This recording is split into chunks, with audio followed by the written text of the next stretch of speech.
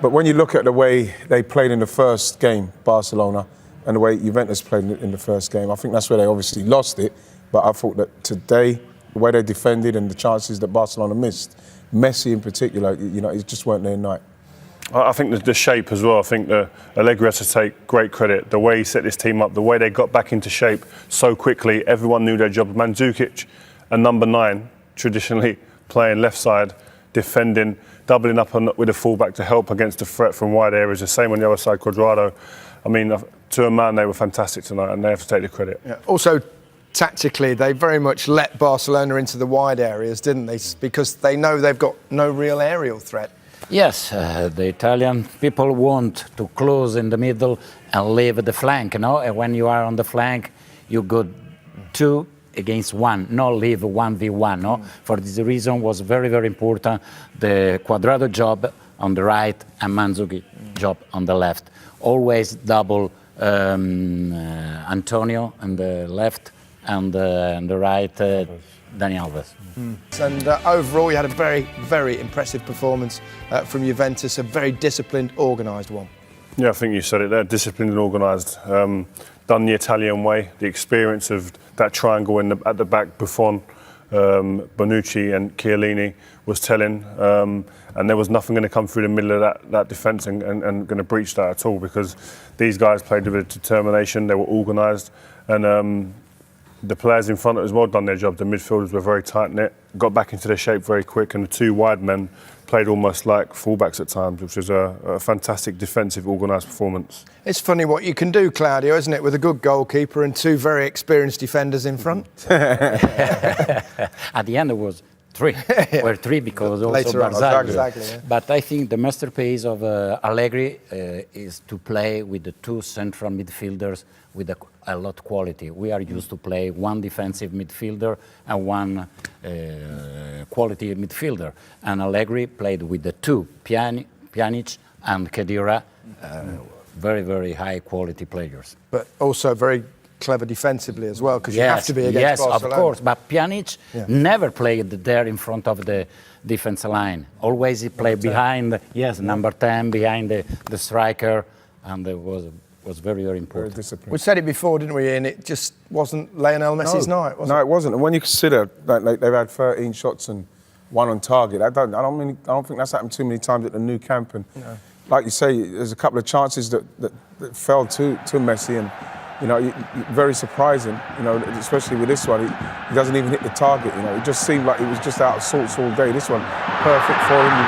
Great time in the game. It would have been a fantastic time for him to score. You think there's a human being in there somewhere? Well, we've realised now, because he actually cut his face and there's blood coming out of his body, and it was really weird to see. Good sign, yeah. Yeah, there's a sign that he's human, and you know, that's what they restricted him to. You know, shots from way out, crosses and all sorts of stuff. But he's still done his, still tried to do his stuff, his 1-2 stuff. Missed the target there again. You know, he picked up those nice little pockets of space again. That was a corner, they didn't quite see it, but another chance, missing the target. And you know, it just wasn't their night. I must say though, if I ever had a game like that, I'd be chuffed. Exactly, this one, look, you know, Messi again, totally missing. This is after he banged his head. I think what they did when he went down, they put someone else's. I think this is testament to the Juventus, the way they shaped up, that they kept it to minimal chances in terms of clear-cut chances. He had 1 really in the box where we thought we should have scored, but other than that, it was speculative efforts from around the way. And I think Juventus have to take the credit today. Normally we say it's been poor finishing or Barca were out of sorts. This was a great defensive performance from this Juventus team. I think we've got an example of their game plan. Pressing. Great pressing. Press very forward. Look, they put under pressure, and after they had to put the long ball, and the long ball, the defenders are better. And that's the thing that has happened against teams before, Claudia, is that sometimes if you can beat the press, then Barcelona have you kind of outnumbered with great players. So that's the danger, isn't it? Yes, but you know, before there was a Xavi, was another different level. Yes, different level, and keep possession, 1-2 touches, and often they were more. For example, 3 Juventus players, they were 4 or 5. Now, no, it was 1v1, and when you are under pressure. Yeah. And when they used to keep the ball a lot more with the likes of Xavi and Iniesta in the team, when they were in their pomp, they would keep the ball. They do still keep the ball in this era, but they used to keep the ball within 30 yards from your goal. So they were testing you and wearing you out physically and mentally and wearing you down. And then they'd get goals in flurries. Yeah, we'll come to Juventus in a moment, their defensive strategy, etc. Just a quickie about Barcelona. They're in a transitional phase now, aren't they? They need to make changes. And it's not easy when you've had the level of players that they've had. How many short are they? What, half a team? I think some players coming to the end of their careers. Well, Neymar's definitely on the way up. You look at Messi and you feel that he's still going to be able to do unbelievable things even if he drops a bit deeper. A little bit worried about Suarez's form in respects of he didn't really hold the ball, didn't really contribute too much. And then, Dani Alves, I think they're going to need a better right back. Busquets is still going to be able to do his job, but when you look at someone like Iniesta, who's now coming the other side of it, to replace those kind of players, it's going to be so tough for them. I think the recruitment in the last window, I think, is worrying because there's not one player that came in that can actually influence his team right now, and that's the worrying thing. So they're going to have to go again. And also, they need a new coach. There's someone available. I think how long does it take Barcelona? 10 years? Yeah. And then it's the right time, no? There were Manchester, there was Ajax, there were Juventus, Milan, Inter, and Barcelona, Real Madrid, and now it's finished. Barcelona is down now. You can't dominate forever. It goes in cycles. It always does. I mean, we've had the early, in my era, it was the English teams were dominating for a period. Then you have the Spanish teams. Then you have the Italian teams before that were dominating, and now someone else is going to come into play. It's very much Spain at the moment. But the French are on their way as well, by the look of Monaco. They're not looking too bad. Yeah. So there we have it. We've got our four semi-finalists. Juventus joining the others in that last four, and with Bonucci and Chiellini as that kind of fulcrum two there, they're going to take some beating. Yeah, I mean, they're organised. Them and Atletico Madrid are the two organised teams, the most organised teams left in the competition. And the way they defend, they look like they just enjoy being there. The confidence in the tactics, they understand where to be. They work off each other as a pair and at the back, them two. And they just have that instinct to know where to be, when to push up, when to drop off. And the experience, I think, is telling as well. They've both been there, seen it, worn a T-shirt. And at this level, that's huge. And they're always calm, in control, not panicking. Experience. 30, 33 years old, Buffon 39. They know everything. They read the match early. Every action, they know what happened. I suppose the difficult thing for a manager is to know when that period, when between experience and old age, isn't it? Yeah, but it's important. They are very good moment, full of confidence, strong. They believe this could be the right here. I know you don't like talking about defenders, Ian, so I've saved Higuain for you because he's got a phenomenal goal-scoring record, but not in the big games in the Champions League knockout stages. We highlighted it in the last game, and this one, he makes great movement. It is a good move. He's got 29 goals this season. He can score, but it just seems like when he gets into these big games, he seems to rush. He seems to be slashing. Another great move here. He gets a lucky break with the 1-2, and then he just slashes at it. You think, just hit the target. You're not going to get many chances in the game, so make sure the ones that you do get, you try to make the best with them. I think that's a bit hard. He's got in there very well. It's a great run.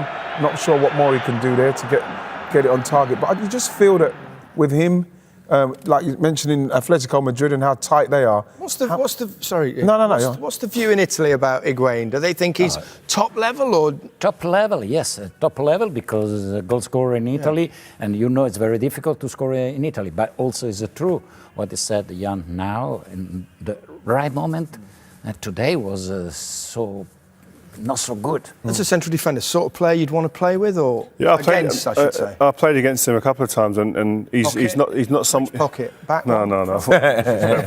But when I always looked at centre forwards, I always used to think, what parts of their game would I think I have to be really aware of this? And it was really only when you come into our box, that was it, which is a big factor. But there's nothing else that really would worry me as a defender. And that's when you're looking at a player that you want in your team, you want someone who's going to worry defenders, put defenders on the back foot. And for me, he doesn't do that. But they're still in the competition, and you know they're so well organised. Well, he could still. He's still got the quality where he could come good. But what we've seen and what the stats show is that he doesn't seem to do it in these big games. Well, in the knockout stages, he's only got 2 goals in 23 games in knockout stage in Champions League. It says a lot, doesn't it? Yeah. Is that something that's pointed out in Italy? Is he made aware of that? Perhaps he's got added pressure because of that? No, Claudio? I don't think he has a pressure in Italy about this. But of course, maybe in Italy, Juventus put under pressure the opponent and a lot ball on the box arrive, and his movements are very, very clever. Maybe in the Champions League, Juventus play another way, and for him to play in counter-attack or something different is more dangerous for him. But regardless of that, I think you guys being centre forwards, you would know these stats, and they would be playing on your mind at some point, surely. Yeah, yes. Yes, they would. Exactly. You start thinking about it going into games. Yeah. You don't score in big games. You start thinking, yes, I do. And you start slashing at it. Well, you shouldn't start slashing at it, but that's you the start thing. to you question yourself about why you're not scoring goals at this particular level. Especially when you see the chances that he gets through and he's clean, you're thinking, well, at least he should be doing is hitting the target. No slashing. Never slashing. No slashing never does any good. Maybe now he can score in semi-final and final. Yeah, for a big game, he comes Two alive. hat-tricks. I apologise. We're glad Yeah, we were absolutely. wrong. Yes, there are our 4 semi-finalists. Barcelona, of course, not amongst them. They failed to overturn a 3-goal deficit against Juventus. Didn't even get close. We can hear from their goalkeeper, Ter Stegen. He's with Andy May. No comeback, no remontada tonight. How frustrating, how difficult was it to play this Juve team? Yeah, it was really difficult. We saw it already in the first leg. I think it was super hard because they defended really well. And if you score 3 times, I think it's a lot. Could it have been different if you would have scored one of the early chances, do you believe? You never know. It's always just saying, if we would have scored. We are realists, so we are just thinking about what's happening on the field. And if you don't score, you don't score. That's it. We didn't have so much luck sometimes, or we were searching for the luck sometimes, and we didn't find it. At the end, we need to congratulate Juventus for the good match. And was this 2 bad games for Barca, or are you not as strong as the teams left in the Champions League? Are you not as strong as you used to be? Yeah, we had a first leg which was not good, and even if you played good at home, I think it was a good match of our side. We didn't have so many chances to pass, so I think at the end it's deserved when you score 3 times. Thank you. You're welcome. Congratulations, Gigi. What did you, Max, and the team talk about stopping Barcelona before this game? We knew it would be a very tough game, full of difficult moments. Because Barca are the strongest team in the world. We showed real conviction and personality to come here and play the way we did. There were certain periods, particularly in defence, when we showed we're a real team. It's almost 9 hours since you conceded a goal in the Champions League. Yes, but it doesn't mean much. We're very happy with these small victories, but we really want to do is go all the way. Però vogliamo cercare di arrivare fino alla fine. What would it mean to you personally to win the Champions League? You've won so much, but this is missing. You haven't won the Champions League. Ma per me è sempre It's a wonderful challenge for me every year.